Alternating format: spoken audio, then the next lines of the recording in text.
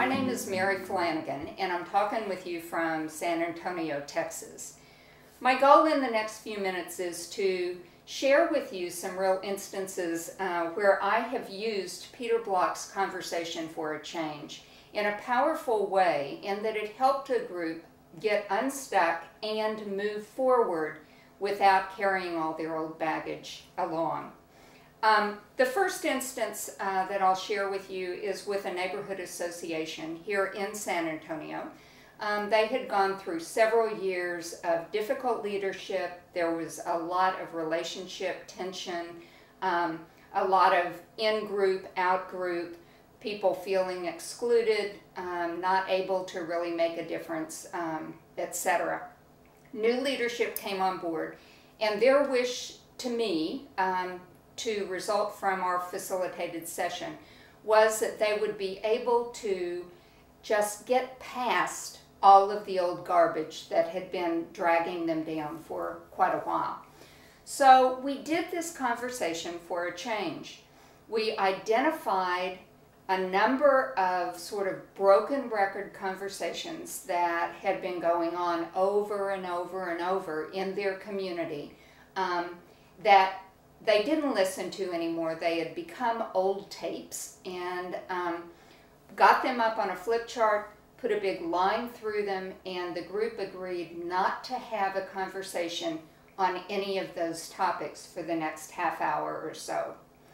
Then we broke them into small groups, asked them to arrange their chairs any way they wanted, but away from a table, and told them to come to agreement on what conversation they wanted to have or needed to have about the future, about their organization, and to self-monitor and make sure that none of these old tape conversations got thrown into the mix. And the rule is, if those old tapes start getting replayed, it's better for the group to sit in silence than to repeat the redundant and useless old conversations. What happened in that instance and in others is that people found real important conversations that they needed to have. They pushed themselves to think in new ways and look through new lenses. And at the end of the day, everyone shared how profound and how significant it had been. After the group has that conversation for 20 minutes or so, we reconvene and go around the room and just get the topics of the conversations. And they're all over, but all related to the same theme. Got the topics out, and then asked for insights or surprises that came from their conversations. And guess what? Each conversation had themes that were shared by the other conversations. And so there's a rich, wonderful whole group conversation about themes that go across all of those conversations, again, around the same topic. And new insights are gained. So we just did a simple ORAD after that with the whole group, and people felt that that was powerful.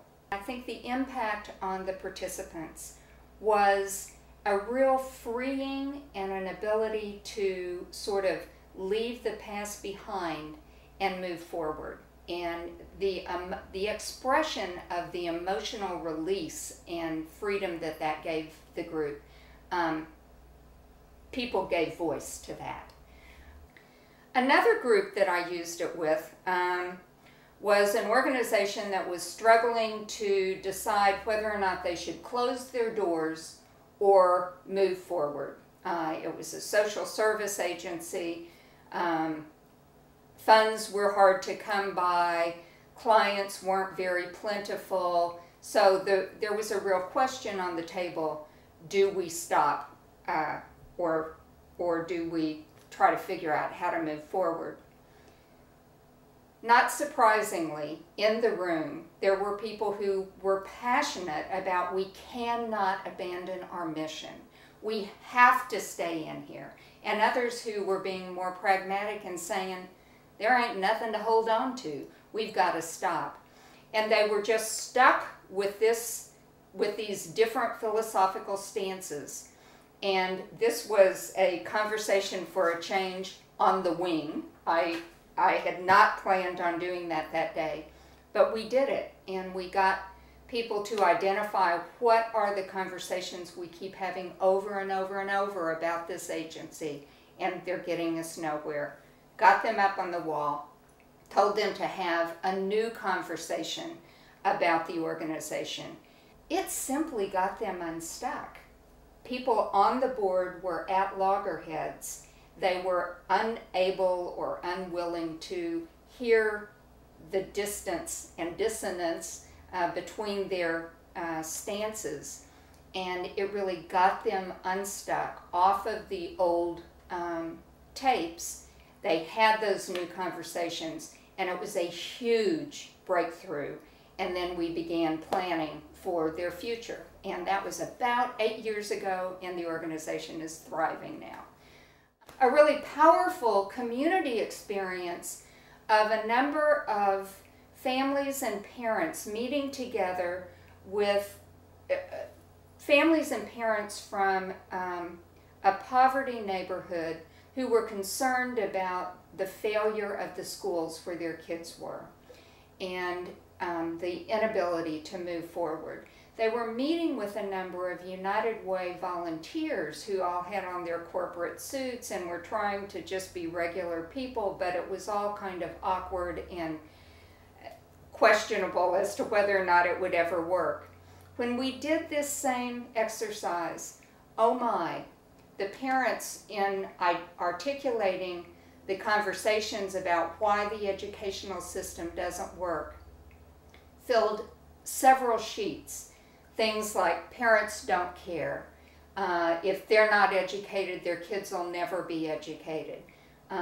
Kids don't care. Teachers don't get enough money. There's not enough money to do this. On and on and on. All the broken record conversations that we've all heard over and over again. And then we invited the groups, which were all mixed of parents and then United Way partners, to have a new conversation about improving the education for their kids. The opportunity to create a new conversation allowed these business leaders and parents from a low-income neighborhood to really come up with conversations they needed to have and be able to hear each other and really have authentic communication that I wasn't sure could happen until we tried this.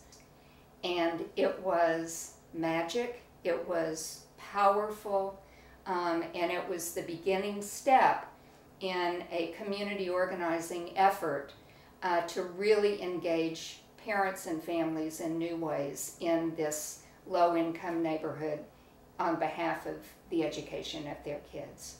So those are just a few examples. I find it powerful, flexible, and pretty quick to really jumpstart a group that seems stuck.